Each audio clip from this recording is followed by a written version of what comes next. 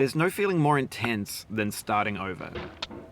If you deleted your homework the day before it was due, as I have, or if you left your wallet at home and you have to go back after spending an hour in the commute. If you won some money at the casino and then put all your winnings on red but it came up black. If you got your best shirt dry cleaned before a wedding and then immediately dropped food on it. If you won an argument with a friend and then later discovered that they just returned to their original view. Starting over is harder than starting up. If you're not ready for that, like if you've already had a bad day, then what you're about to go through might be too much. Feel free to go away and come back. I'll be here. Alright, thanks for coming with me on this trip. I'll understand if you have to take a break at any point. Just find a safe place to stop and quit the game. And don't worry, I'll save your progress, always, even your mistakes. This game is a homage to a free game that came out in 2002, titled Sexy Hiking.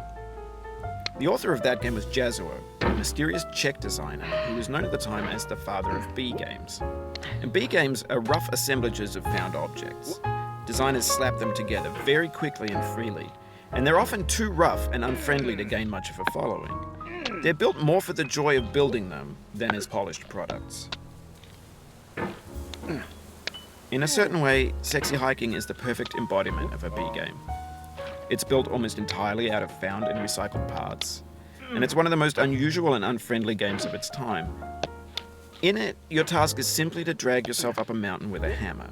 And that act of climbing, in the digital world or in real life, has certain essential properties that give the game its flavor. No amount of forward progress is guaranteed. Some cliffs are too sheer or too slippery. And the player is constantly, unremittingly in danger of falling and losing everything. Anyway, when you start Sexy Hiking, you're standing next to this dead tree that blocks the way to the entire rest of the game. It might take you an hour to get over that tree, and a lot of people never got past it. You prod and you poke at it, exploring the limits of your reach and your strength, trying to find a way up and over. And there's a sense of truth in that lack of compromise. Most obstacles in video game worlds are fake. You can be completely confident in your ability to get through them once you have the correct method or the correct equipment or just by spending enough time. In that sense, every pixelated obstacle in Sexy Hiking is real. The obstacles in Sexy Hiking are unyielding, and that makes the game uniquely frustrating. But I'm not sure Jazuo intended to make a frustrating game. The frustration is just essential to the act of climbing, and it's authentic to the process of building a game about climbing. A funny thing happened to me as I was building this mountain. I'd have an idea for a new obstacle, and I'd build it, test it, and it would usually turn out to be unreasonably hard. But I couldn't bring myself to make it easier. It already felt like my inability to get past the new obstacle was my fault as a player rather than as a builder. Imaginary mountains build themselves from our efforts to climb them, and it's our repeated attempts to reach the summit that turns those mountains into something real. When you're building a video game world, you're building with ideas, and that can be like working with quickset cement. You mold your ideas into a certain shape that can be played with, and in the process of playing with them, they begin to harden and set until they're immutable, like rock. And at that point, you can't change the world. Not without breaking it into pieces and starting fresh with new ideas.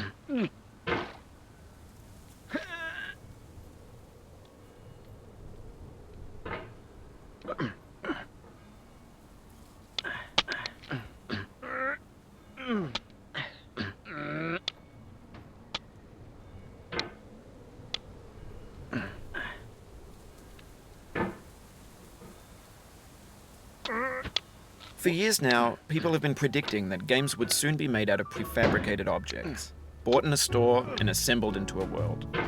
And for the most part, that hasn't happened, because the objects in the stores are trash. I don't mean they look bad or that they're badly made, although a lot of them are.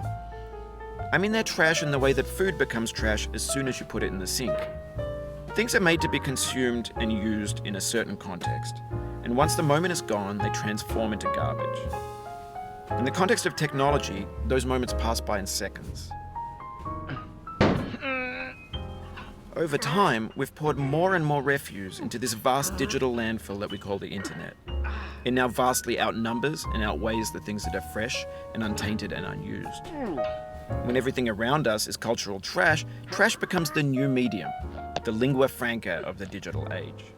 And you can build culture out of trash. But only trash culture. B games, B movies, B music, B philosophy. Maybe this is what digital culture is. A monstrous mountain of trash, the ash heap of creativity's fountain. A landfill with everything we ever thought of in it. Grand, infinite, and unsorted. There's 3D models of breakfast, Gen X's fanfic novels, scan magazines, green screen Shia LaBeouf, banned snuff scenes on Live League. Facebook's got lifelike bots with unbranded adverts and candid shots of Kanye and Taylor Swift mashups, car crash epic failed GIFs, Russian dashcam vids, discussions of McRibs, discarded, forgotten, unrecycled, muddled, rotten, untitled. Everything's fresh for about 6 seconds, until some newer thing beckons, and we hit refresh. And there's years of persevering, disappearing into the pile, out of style, out of sight.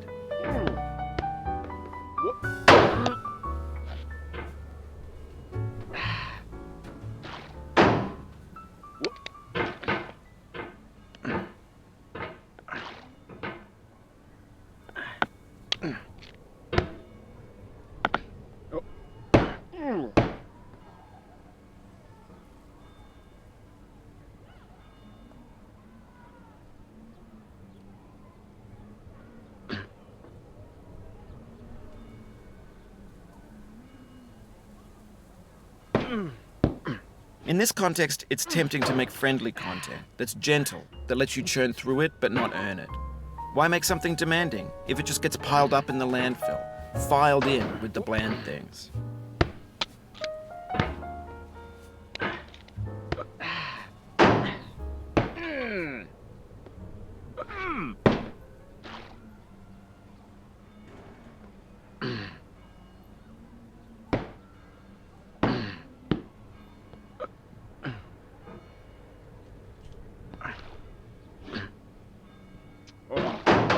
Oh, you just lost a lot of progress.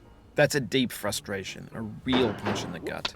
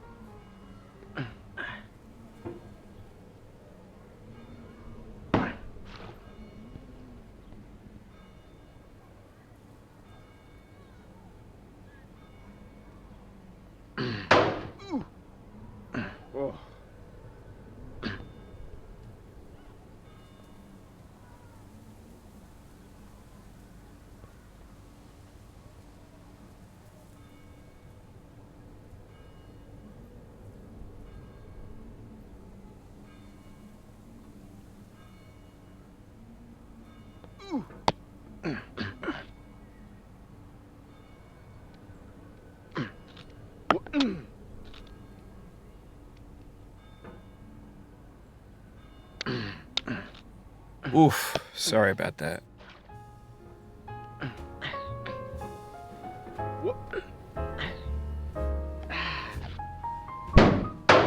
Oh, it happened again.